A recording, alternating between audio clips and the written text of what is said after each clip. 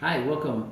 This is Jeff Iovino with Trellis Wines, and we are doing another great installment of Vineyard VIPs. And fortunately today we have Wes Hagen, who is our winemaker for J. Wilkes through Trellis Wines. So lucky to have you here, and just wanted to say hello. Thank you for being here. Cheers.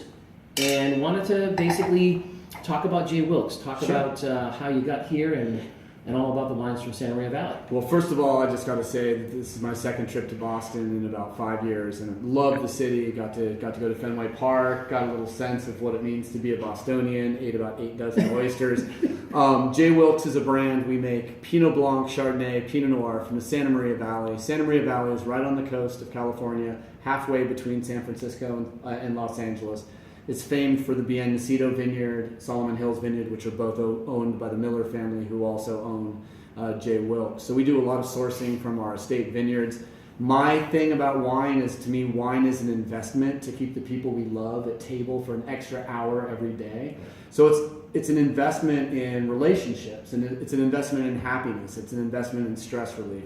So it's something that I look forward to every day, getting my wife together, opening a bottle of J. Wilkes. I love the Pinot Blanc during the summer. Having some charcuterie, having some oysters, having some seafood, getting my wine on. These wines are all grown on in cool climate, sandy soil, right near the Pacific Ocean. Literally, you can taste the fog, you can taste the wind, you can taste that marine influence in these wines. I spent 22 years as the winemaker at Clopepi Vineyards and Clopepi Estate Wines in the Santa Rita Hills. I'm also the only winemaker in the United States that has successfully petitioned for 3 separate American viticultural areas. So I did the research and the writing for the original Santa Rita Hills AVA. I also did Ballard Canyon, and I also did Happy Canyon of Santa Barbara. So as an AVA soil climate expert in Santa Barbara County, my focus is using J. Wilkes as a tool to teach people how flavor emerges from Santa Barbara. We're not Sonoma, we're not Napa, we're not as famous as some of these other regions. Sideways did for our wines what the Soviet Union did for socialism. Took us from feudalism to postmodernism without a lot of work in between. So now people are really recognizing that Santa Barbara's on the edge of really becoming an extraordinarily important part of California winemaking. For the geeks, it's sort of like we're the Loire of California. Right. A lot of different grapes, and if you find the right place where Pinot Blanc, Chardonnay, Pinot Noir is grown, generally Santa Maria Valley and the Santa Rita Hills, both of which I'm really aware of. So these are great wines at a great value, and they'll give you a sense of place. And that's what I want wine to do. I want it to put me someplace. Wine is the only time machine that works. And if you got to pay attention, it really will take you someplace. So the wine that we don't have on the table, the Pinot Noir, Yes. But essentially, probably the most familiar of the three. Characteristics between a Santa Maria Valley Pinot Noir and, let's say, some other, well-known areas like Sonoma, Napa, the difference in stylistically, the positives of looking at a Pinot Noir from Santa Maria Valley. Well, I don't think you're going to see many Napa Pinot Noirs. There's a couple of cool climates where you can get away with growing Pinot Noir in Napa, but I would say that in general, the Sonoma Coast to me is probably the greatest place for Pinot Noirs grown anywhere in the New World. Sonoma Coast produces very similar wines to Santa Maria Valley, elegant, restrained, wonderfully delicious. The most food-friendly wine in the world because of those tight tannins, and Pinot Noir is the only wine in the world that is equally structured by acid and tannin. So you can do it with oysters and you can do it with a ribeye. Right. So put a bottle of Pinot Noir under your arm, walk into any restaurant in the world, throw a dart at the menu, bam, Pinot Noir, right? Right. So I love it really with mushrooms and salmon, roast chicken, all the way up to duck, venison, elk, anything that you can put on a plate besides maybe Brussels sprouts or asparagus is going to be bitching with Pinot. Unless you put enough butter and truffles on those, then anything is good with Pinot. Santa Maria Valley Pinot Noir, in one word, it's pretty. It's feminine, it's elegant, it's restrained, loves Santa Maria style barbecue, some tri-tip over some red oak, but it's also delicious with just about anything.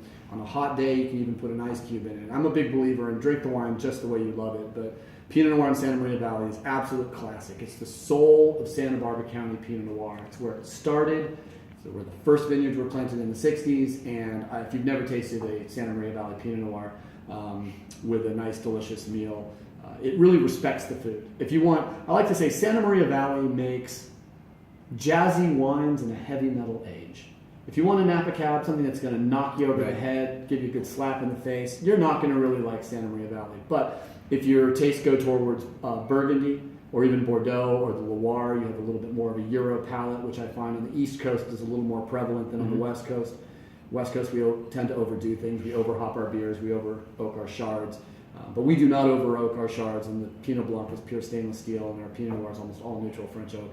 When I say wines of character, wines of place, that's exactly what I mean. These are not wines of affectation. These are wines that represent the time and the place where they're right. That's exactly what I love about these wines. A little bit about you.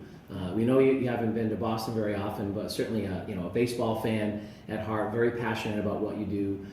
But away from wine, what's Wes like? I play a lot of. I'm an amateur. I'm at the top of the amateur ranks of California disc golf. So I throw frisbees at chains a lot. I've got a really pretty good. I'm a much better mid-range and a putter player. I'm working on my drives, but I can throw a frisbee about 350 feet. And I've won a couple tournaments, and the Santa Maria Open is coming up, and I'm looking forward to taking some fool's money. So I love to throw frisbees. I'm a Latin and African percussionist. I do hand percussion. So I work with a couple of singer-songwriters and get out on the road and we play music. Love going to concerts. My wife trains service dogs for a living, so I help my wife with the advocacy for self-training service dogs for people with mental illness and invisible disabilities. So we work a lot with soldiers with PTSD and other people with mental illness. So animals, dogs, wine, love spirits, love silver tequila. I love to drink as much as I possibly can. I've got a really strong liver that produces a lot of dehydrogenase 4 enzymes, so I'm very lucky that I'm very good at breaking down alcohol into energy. So I think alcohol makes us happier, and if you drink reasonably, you're expected to live 3 to 5 years longer from most double-blind peer-reviewed studies. So get out there, have an extra glass of red wine, drink whatever you're going to drink, but remember, red wine is the healthiest sort of way to get ethanol into the human body, and it all makes us feel fine. Well, I'm ready to drink, so couldn't be happier to have you in the market this week. Glad you had a chance to take up some Boston fanfare, and we look forward to seeing you hopefully very, very soon. Whenever you'll have me, I will get on a plane. I'm in love with this city, and the people. Even though I'm a Lakers fan, that doesn't really scare people anymore. But it's been a wonderful time, and anytime I talk to people about sports, even when they find out I'm a Laker fan, they know I'm a real Laker fan, and the conversations here and the passion here for sports is far greater. Sorry, Laker fans, but I have to say Boston fans have more verve than we do. Cheers. Hurts me to say that. Cheers.